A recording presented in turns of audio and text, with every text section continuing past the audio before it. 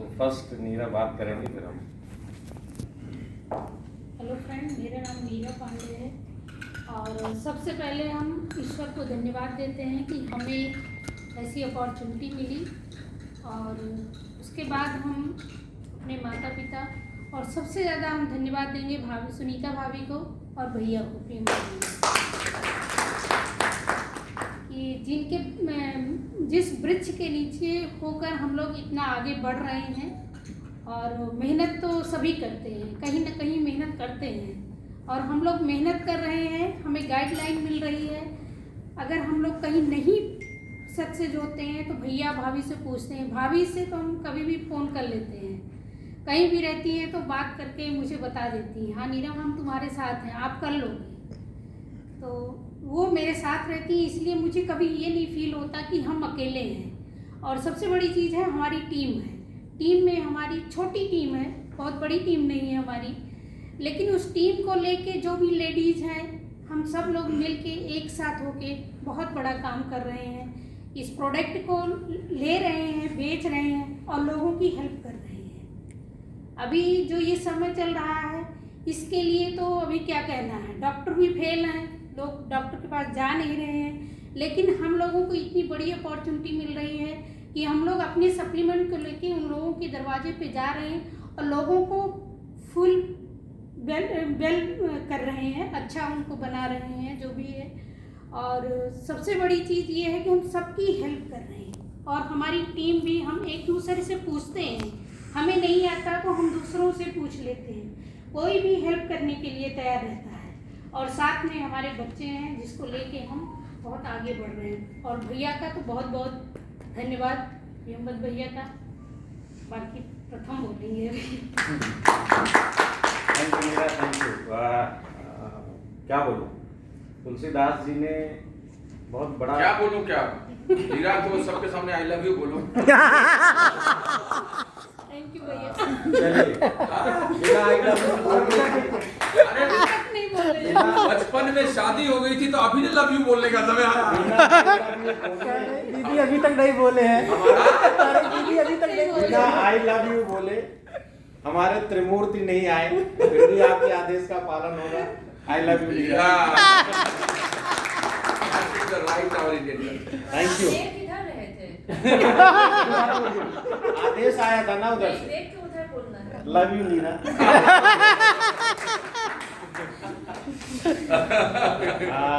Thank you so very much.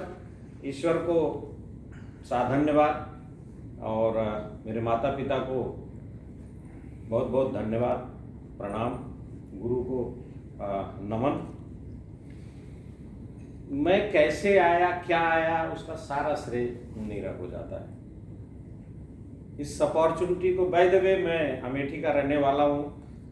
18 साल की उम्र में भारतीय नौसेना में चला गया। मेरा बहुत ज़्यादा शिक्षा दीक्षा अच्छी नहीं हुई, लेकिन एक ड्रीमर था। उस समय ड्रीम होती क्या है नहीं पता थी, लेकिन अभी मैं विजुलाइज कर सकता हूँ 40 साल पीछे जाके कि मैं ड्रीमर था। एंड नेवी में गया, नेवी कमी रही, नेवी में चला गया, पैसे कम थे। गांव का, पिताजी हमारे जमींदार हैं, लेकिन हम लोग भी मील स्किप करते थे। मील स्किप मैं बताना चाहूँगा, मुझे शर्म नहीं आती। पूरे गांव में हम अन्न बांटते थे। भूखमरी हमने देखी है, यहाँ मेनली बिहार और यूपी से लोग हैं। भूखमरी ऐसे होती थी, हमारे गांव में 3 जात के लोग हैं, ब्राह्मण हैं, यादव हैं और हरिजन हैं। पिताजी हमारे खूब अच्छी खेती करते थे, खूब अन्न उगाते थे, लेकिन उनको देखता था कि जैसे कोई फेस्टिवल आता है, हमारे हिंदू धर्म में बड़े सारे फेस्टिवल आते हैं, नाग पंचमी, होली, दीपावली, ये तो सब जानते हैं। इसके अलावा दुनिया भर के फेस्टिवल हैं, कम से कम 30-40 दिन फेस्टिवल होता है, जिस दिन थोड़ा सा पकवान बनता है। तो अन्न बांटते बांटते हमारे घर में कभी कभी अन्न खत्म हो जाता था। अन्न खत्म कैसे होता है, उस समय खेती होती थी जो ठंडी वाली खेती है। अभी जो बोया जाएगा तो आलू, शकरकंद, हमारे यहाँ गंजी बोलते हैं इसका। अब मुस्कुरा रहे हैं, गांव के लिए मुस्कुरा रहे हैं, उनको पता है। और गन्ने का जूस, तो एक मील पिताजी हमारे मैंडेटरी किए थे, उनकी भावना को मैं नमन करना चाहता हूँ कि वो इसलिए एक मील स्किप करते थे। चाहे लंच आलू का कचालू बन गया, गंजी हो गई और गन्ने का जूस, इसका हम लंच कर लिए। मैं बड़ा जिद करता था, बोला बेटा समझ में आ जाएगा, थोड़ा सा सब्र कर, अच्छा है। वैसे जमींदार थे मेरे पिताजी। हम 4 भाई हैं, मैं से बड़े, मैं सबसे छोटा हूँ। जब तक मैं फौज में आया, नेवी में आया, कोई एम्प्लॉय नहीं, सारा भार पिताजी के ऊपर। तो मैं विजुलाइज कर लेता था यार उनका कष्ट कि यार सबको मैनेज कर रहे हैं। माता जी मेरी बहुत पहले चली गई, मैं 5-6 साल का था तो माता जी का देहांत हो गया। पिताजी अकेले ही मैनेज कर रहे हैं। मैं बोला हे ईश्वर नौकरी दे। आप बिलीव नहीं करोगे, बिल्कुल निर्मल भाव से मैंने नौकरी मांगा। बीआरओ में भाई साहब भी उसी बीआरओ में गया, भर्ती निकली थी, एग्जाम दिया और नेवी में भर्ती हो गया 1989। उधर गया तो बड़ा कि चलो नेवी में आ गया। नेवी की एक विडंबना है, 2 तरह की नेवी है, इंडियन नेवी और मर्चेंट नेवी। तो लोग नेवी का नाम समझते बोलते हैं अब तो ये धनवान हो गया। तो धनवान होता है मर्चेंट नेवी में, इंडियन नेवी में धनवान कभी नहीं होता। जर्नी चलती रही, कम उम्र में शादी हो गई और मैं उसको ब्लेम नहीं कर रहा हूँ, लेकिन नेवी की वजह से मुझे नीरा मिली, क्योंकि अगर मैं एम्प्लॉय नहीं होता, ये वेल ऑफ फैमिली की है और मैं एम्प्लॉय नहीं होता तो मुझे इससे शादी नहीं होती। एंड फिर चलती रही जर्नी, डिसीजन लेने का कोई मतलब ही नहीं था। कम उम्र में शादी हो गई और फौज में 1-2 लोग हैं, वो समझ सकते हैं। अंडर एज 25 साल से नीचे ना आप परिवार नहीं रख सकते, रखोगे भी किसी स्पेशल केस में आपको अलाउ करेंगे। तो वो जो फैसिलिटी है, क्वार्टर अलाउंस जो एचआरए बोलते हैं, वो सब नहीं मिलती। ये जिद की मैं तो शादी क्यों तो चलूंगी।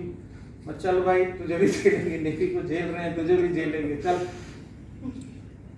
2 साल तक हम लोग अंडर एज, ये भी अपने सपने लेके आए कि मेरा हस्बैंड नेवी में है, ठीक है, वो सरकारी घर।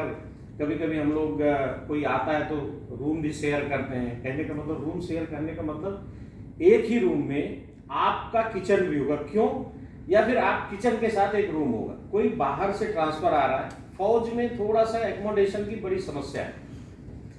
तो 5-6 महीने की वेटिंग है, 5-6 महीने क्या करोगे, बच्चे हैं या फिर परिवार है, तो कोई यार दोस्त है उसके साथ शेयरिंग कर लिए, वो 5-6 महीने शेयरिंग करके, आई मीन टू से मैं देखता रहा। फिर जहाज की सेलिंग, उधर अपने सपने इतने हिलोरे लेते थे, जहाज मतलब समंदर ले रहे तो हमारे भी सपने हिलोरे ले। वापस आऊं 15-20 दिन सेलिंग के बाद तो पता चले फिर वही ढाक के 3 पार। इसी प्रोसेस में अभी आई लव यू बुलवा रहे हैं, इसी प्रोसेस में हमारे 3 बच्चे आ गए। आप सोचिए जिम्मेदारी कितनी बढ़ती गई। और मैं तो एक ही साथ सब सदैव एक ही बच्चा चाहता था, लेकिन 3 बच्चे आ गए, अब जिम्मेदारी बढ़ती गई। फिर भी transferable service, Kochi, Mumbai, dream का शहर, हमारी ड्रीम इतनी बड़ी, वो उधर मतलब ड्रीम तो देख लेते थे, देखते थे कुछ पैसे है नहीं, पेमेंट आने से पहले खत्म, ठीक है, सब मैनेज करते रहे। लेकिन मैंने कभी विश्वास करना नहीं छोड़ा। मैं ईश्वर को ऑलवेज अर्जी लगाता रहा कि तूने दिया है तो मुझे रास्ता दिखा, मैं फौज कैसे छोड़ूं। क्योंकि आला सडन 50-60 हजार 1 लाख से सैलरी जब 0 पे आएगी, या फिर जो पेंशन अगर हमें मिल रही है तो इफेक्टिव वो 20% होती है। आप सब कैलकुलेट कर सकते हो, कई सारी फैसिलिटीज खत्म हो जाती है। 1 लाख सैलरी है तो 15-20 हजार आपकी 25 हजार उसका पेंशन आएगा, क्योंकि ना एचआरए मिलेगा। मैं उस पर नहीं जा रहा हूँ। सो फिर भी इसको विश्वास में लेते हुए एक कैलकुलेटिव रिस्क लिया। 2012 में मैंने वीआरएस लिया। 1 साल तक कुछ नहीं किया बॉस, 1 साल तक कुछ नहीं किया। जो पैसा उसे मिला था उसके लिए उसका घर ले लिया।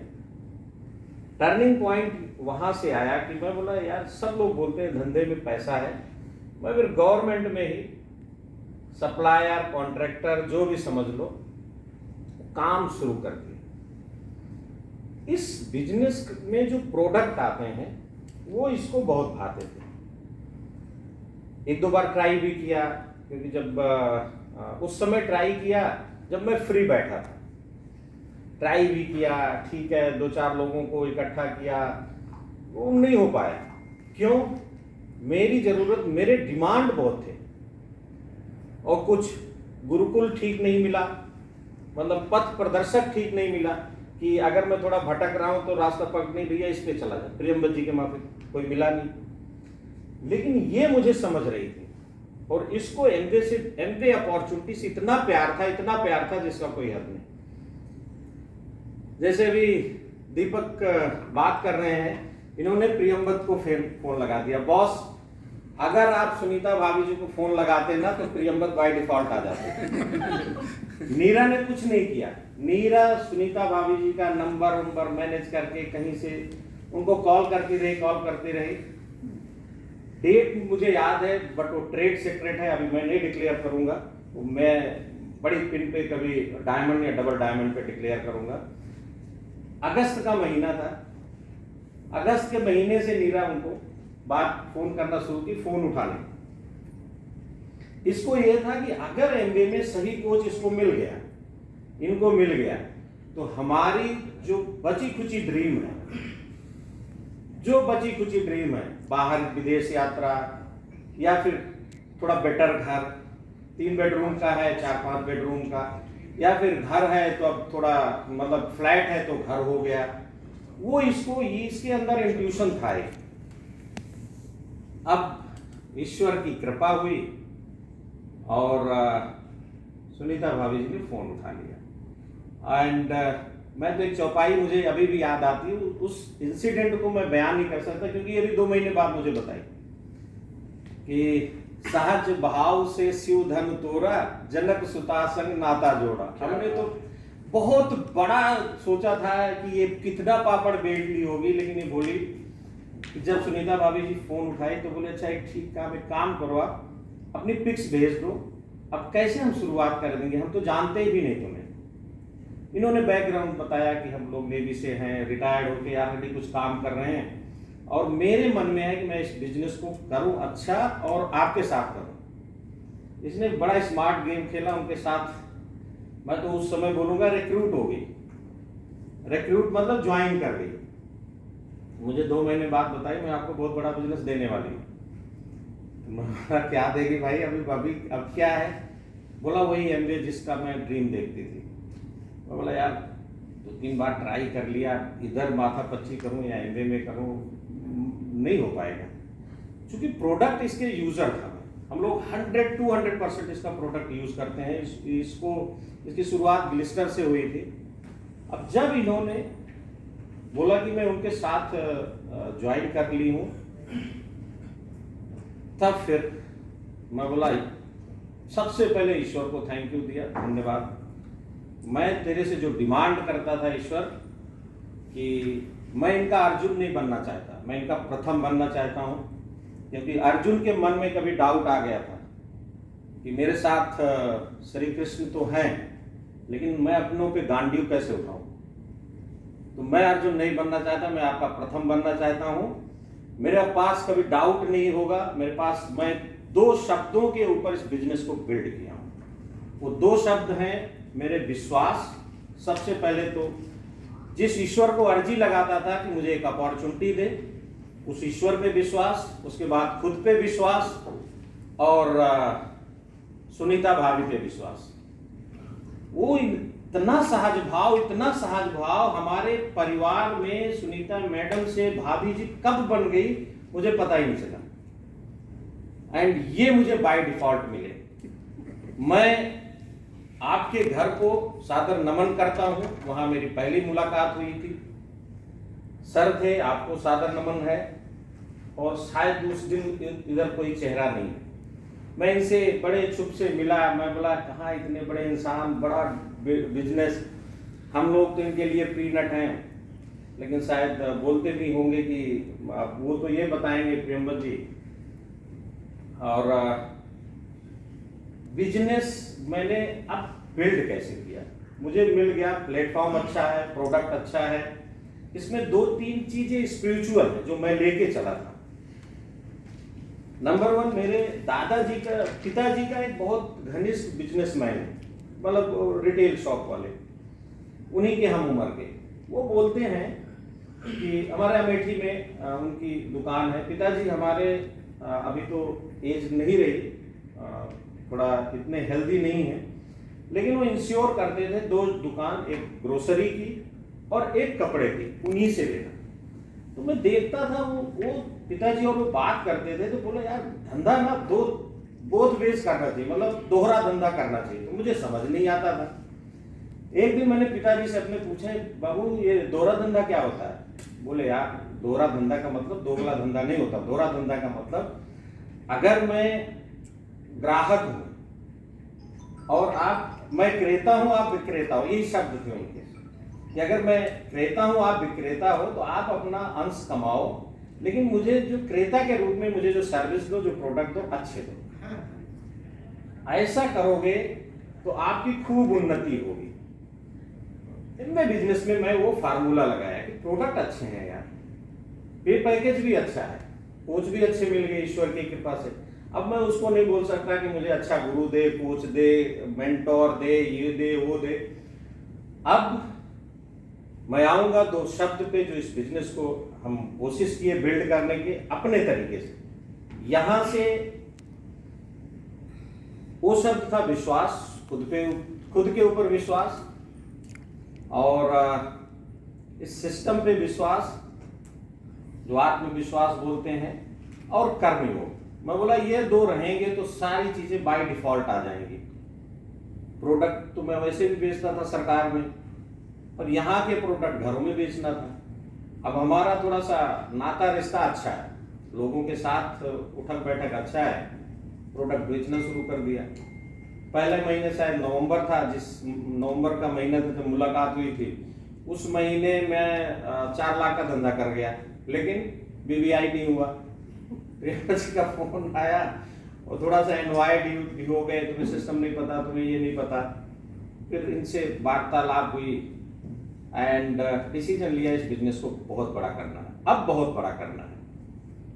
प्लेटिनम कैसे जाते हैं? 10,000 पीवी करके प्लेटिनम, 10,000 पीवी 6 महीने कर लो, प्लेटिनम चले जाओ। मैं क्या 10,000 पीवी नहीं, 10 लाख का प्रोडक्ट नहीं बेच सकता। फिर इन्होंने बोला कुछ टीम बनाओ जो यूजर हो, ठीक है, अभी बिजनेस बिल्ड नहीं होगा, यूजर हो और जो आपकी रिटेलिंग पावर हो। मैं रिटेलिंग पावर के ऊपर पहला साल बिल्ड कर लिया। उसके बाद आलोक लोग मिले, फिर आलोक के जरिए मुझे संदीप और मनोज मिले, मंजू मिली, मंजू के जरिए राजेश और साधना जी मिले, मीना सर मिले, अनिल राय सुल्तानपुर से हैं वो मिले, पूजा द्विवेदी एक और है मिले, सर मिले, सर को तो खैर हम ही जानते थे, रवि मिला, इसी तरह बहुत सारे। मैं एक यूजर का नेटवर्क बनाया। क्या IAS अफसर को हम प्रोडक्ट नहीं बेच सकते? क्या जनरल को प्रोडक्ट नहीं बेच सकते? क्या एडमिरल को प्रोडक्ट नहीं बेच सकते? क्या उनके घर में तेल साबुन नहीं यूज होता? क्या वो लोग सप्लीमेंट नहीं यूज करते? करते हैं बॉस, एक बार बोल के तो देखिए, रिजेक्शन ही आएगा। और मैंने हर तरह से काम किया इसको।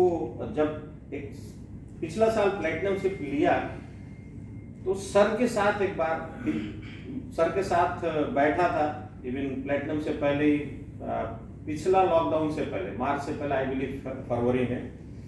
तो इनके मुंह से बार बार DPR सुनता था। तो मैं बोला मेरा DPR बनाओ। बोले अच्छा ठीक है, तुम्हारे हिसाब से डायमंड तुम 2024-25 मेरे को हजम नहीं हुआ, ये ज्यादा हो रही है, आप बताओ कैसे जाए डायमंड, जल्दी फास्ट डायमंड कैसे जा सकते हैं? सो इन्होंने एक रूपरेखा तैयार की, ब्लूप्रिंट तैयार किया।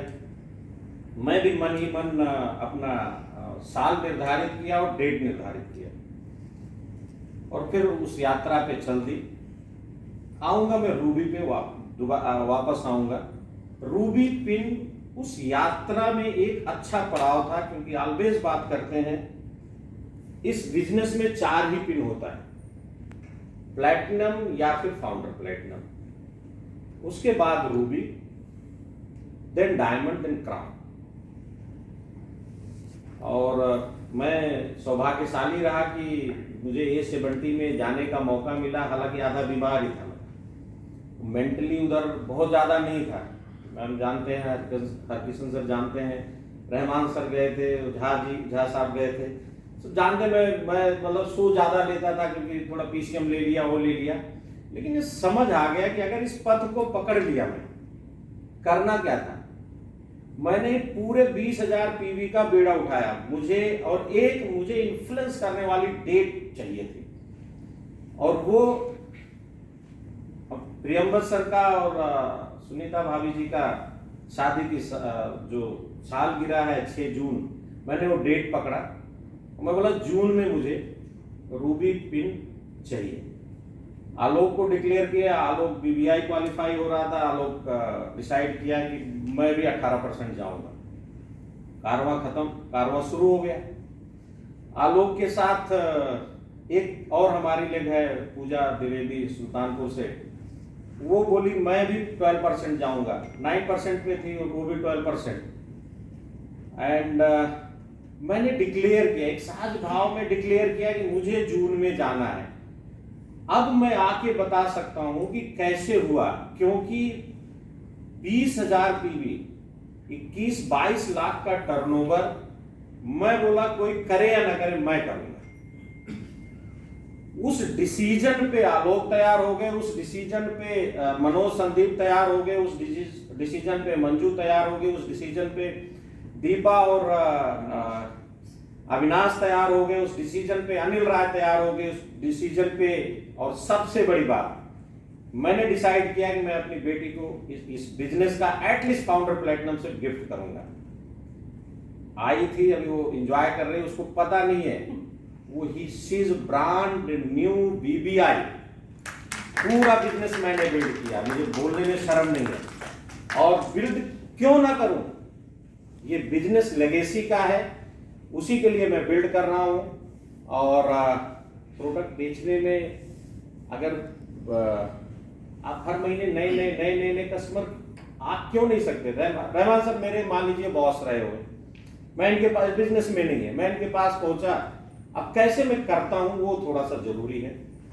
कि सर मैंने होम केयर और पर्सनल केयर का ना एक ऑनलाइन शॉप ही शुरू किया है, बेस्ट प्रोडक्ट है, बेस्ट सर्विसेज दूंगा, एक बार लेके देखिए।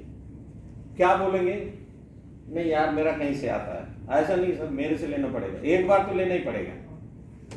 बॉस एक बार आप इन्फ्लुएंस में प्रोडक्ट देते हो, बाकी दीपक राजावत अभी बोल रहे थे, बाकी का काम प्रोडक्ट कर देता है। रिपीट ऑर्डर प्रोडक्ट ले आएगा, करके तो देखिए।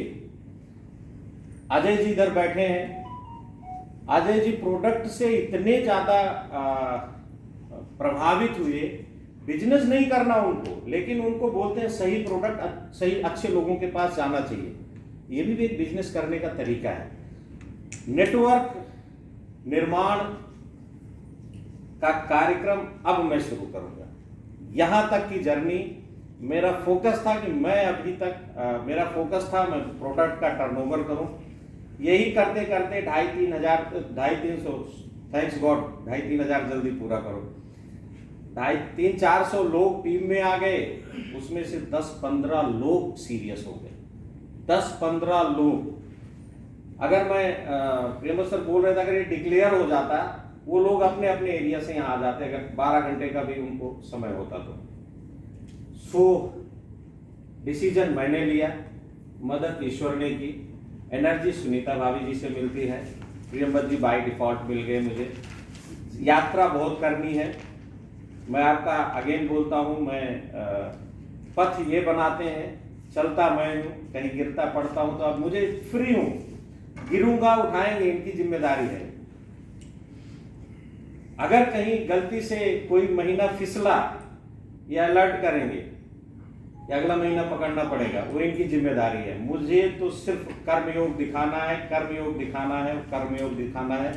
2 ही शब्दों से इस बिजनेस को अभी तक बिल्ड किया हूं, एक है विश्वास, दूसरा है कर्मयोग। योग और कर्मयोग, इसी 2 पे बिजनेस बिल्ड किया हूं, करता जाऊंगा। कुछ कमी निकाले हैं मेरे रूबी में, अगस्त से पहले वो भी पूरा करके दिखाऊंगा।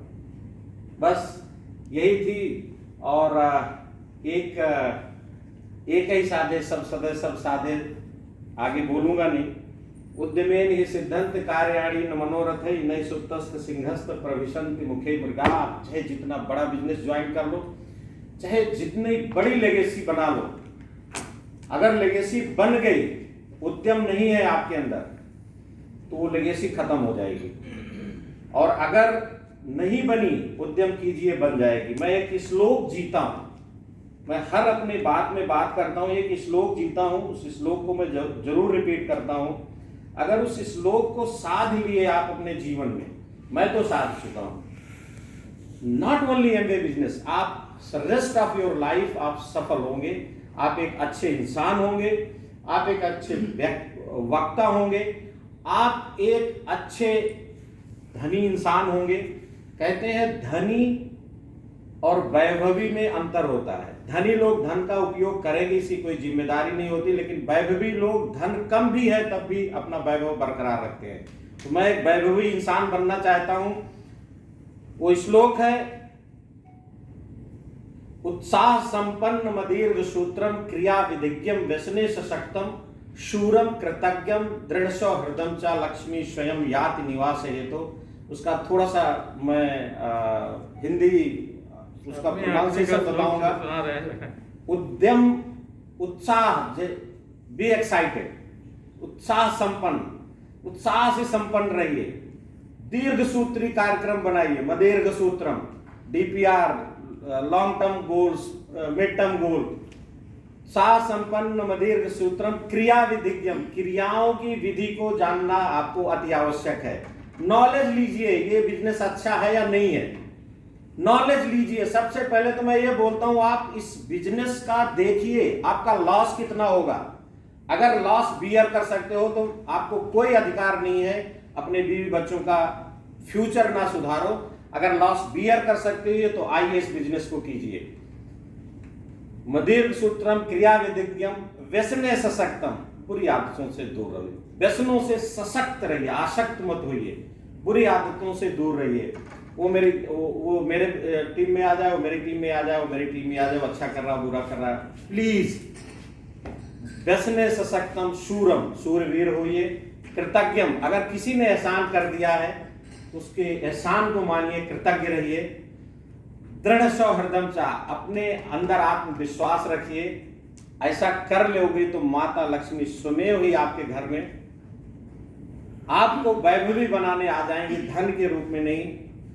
माता लक्ष्मी स्वयं आपके घर में वैभवी बनाने आ जाएंगे। आप एक अच्छा जीवन जिएंगे, देने वाला जीवन जिएंगे, लेने वाला जीवन नहीं जिएंगे। मैंने ये नहीं देखा प्रोडक्ट कहाँ रुक रहा है, कहाँ जा रहा है, तो ले लेता हूँ, बांटता चला जाता हूँ, कहाँ से पैसा आता है 2 महीने बाद में देखता हूँ, इंक्वायरी करता हूँ, सब करता हूँ, लेकिन मुझे रूबी पिन अगर जून में चाहिए था तो चाहिए था। मैंने अपना सारी ताकत झोंक दी और इसी के साथ कई नई नई पिनें आई, कई हमारी टीम में कई मोमेंटम आया, बहुत बड़ा मोमेंटम छाया हुआ है और सितंबर में तो भूचाल आएगा। Thank you so very much, आपको नमन है और सुनीता भाभी को प्रणाम है। Thank you so very much.